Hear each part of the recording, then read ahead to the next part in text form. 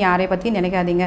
என்னுடைய குலதெய்வமே அப்படின்னு நீங்கள் மனசில் நினச்சிக்கிட்டு, அது காளி தேவியாக இருக்கலாம், பச்சையம்மனாக இருக்கலாம், கருமாரியம்மனாக இருக்கலாம், கருப்பண்ணசாமியாக இருக்கலாம், யாராக இருந்தாலும் நம்மளுடைய குலதெய்வம் நம்மளை எப்பவுமே காத்து ரட்சிக்கும் இல்லையா?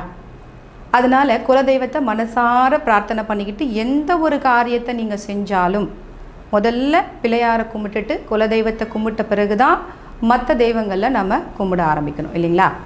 அப்படி குலதெய்வத்தை எப்படி கும்பிடலாம் அப்படின்னு பார்க்கும்பொழுது, எப்பவுமே வருஷத்துக்கு ஒரு முறையாச்சும் நம்ம குலதெய்வம் கோயிலுக்கு போய் நம்ம அம்மாவை பார்த்துட்டு வரணும். நிறைய கோவில்கள் இருக்கலாம், அதே அம்மன் பேரை வச்சு நம்ம ஊரை சுற்றி கூட 1000 கோயில்கள் இருக்கலாம். ஆனால் 1000 கோயில்கள் அப்படி அந்த அம்மாவுடைய பேர்லே இருந்தால் கூட நம்முடைய குலதெய்வம் எங்கே இருக்காங்களோ அங்கே போயிட்டு பொங்கல் வைத்து வழிபாடு செய்யணும்.